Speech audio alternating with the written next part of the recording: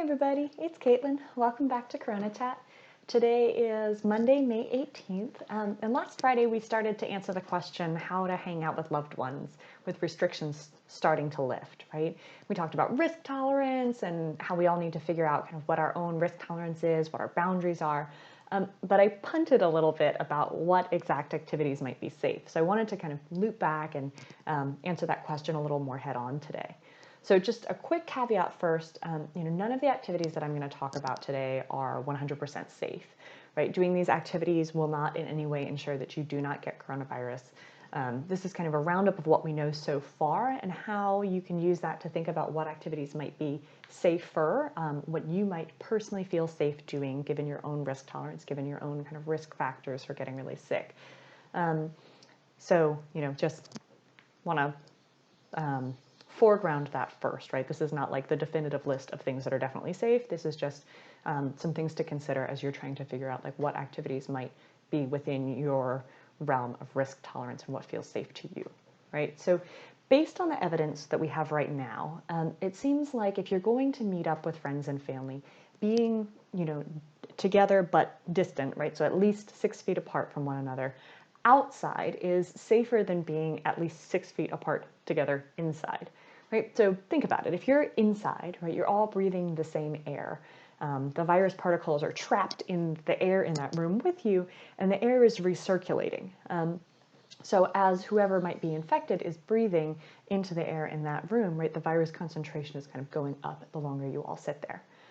If you're outside, the air is circulating all around outside, right? So you're breathing in fresh air, and those virus particles, as the person is breathing out, get dissipated into the air more generally. So there's a lower concentration of virus particles to breathe in, right? It's not like you're sitting there and just breathing in the same recycled air the entire time, right? Plus, if you're outside, it's actually easier to ensure that you have the distance that you need, right? You can set up your chairs at least 6 feet away from each other, or sit on the ground at least 6 feet away from each other, and it can be hard to ensure that same amount of distance if you're inside, right? In a small room, in your living room, in your kitchen, inside of some other kind of indoor space, right? So with that said, as you're together outside, right, maintaining social distancing, wearing a mask, washing your hands frequently or using hand sanitizer, and limiting the number of people that you get together with at one time when you do hang out, all of those things help to reduce risk, right? So one thing that might be worth considering if you want to get together with people is maybe you have a socially distanced picnic or cookout with just a couple of other people who have also been staying home, social distancing on the occasions when they do go out. So maybe you get together with, 1, 2, maybe 3 other friends and kind of all sit together outside, but with enough distance between you with your masks on, that kind of thing. Alternatively, you might go for a walk or a hike together or play, an outdoor sport or game. The trick here is to make sure that you pick an activity that doesn't involve physical contact and give yourselves plenty of space. Remember, strenuous activities like running, playing sports, anything that's going to get your heart rate up, your breathing a little accelerated or heavier, get you sweating, right?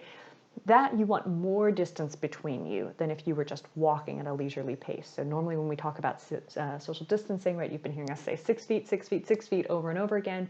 But if you're doing something like running, any kind of strenuous exercise, the research is showing that we actually may need more space. So you may need a minimum of 15 to 20 feet of distance between you to be really safe if you're doing something that's going to make you break a sweat or start breathing heavier. If you're out at your socially distanced outside hangout, cookout, right? Games like bocce, tennis, cornhole, croquet, those are all really great options. You can do them together, you can enjoy them together, but you can be physically, distanced as you're doing these things, right? Games like soccer, football, basketball, rugby are, less good options, right? Because they all have physical contact inherent in them. Even something like soccer or basketball that, I'm not, tackling somebody as a part of the game, but I'm definitely still going to be having some physical contact and be within 6 feet of other people. right? You probably also want to avoid any games where you're kind of passing something back and forth, because you can, if I, have the virus, if I cough on my hand and then I touch something, or if I'm sweating and then I touch something, and then I pass it to someone else, right? The virus particles that I'm shedding can get onto that object and then be passed to the person who catches it, right? So playing catch, throwing a frisbee around, playing volleyball, all of these things are less risky than a full contact sport, but they're more risky than activities where you aren't touching and sweating on and breathing on the same object, right? Another thing to keep in mind is just general physical contact, right? It's still risky to hug someone, to kiss them, even kissing them on the cheek, shaking hands, high fives, fist bumps, right? All of that kind of stuff can still be pretty risky. Similarly, sharing a drink or utensils or a plate right now, it's probably not a good idea. Even if you're like waterfalling that bottle of water, right? You could inadvertently contage that bottle if you're breathing, right? Or if you've got virus particles on your hand and then you touch the bottle and you pass it to somebody else and they touch it and then touch their face, right? Like these are all the kinds of things where we can see virus particles kind of getting passed from one person to another person. Similarly, if you're thinking about, well, how should we deal with food at our picnic or cookout, right? Maybe you want to think about doing something like a potluck where everybody brings their own food, or, where you've kind of got things portioned out into separate portions ahead of time, so everybody can kind of take their portion, maybe wipe down the container that it's in, and eat, as opposed to you all need to go in and, pick your food off of the same plate, or, one person is kind of serving everybody else, right? Like all of those things are a little more risky than if everybody were to have brought their own food, for example.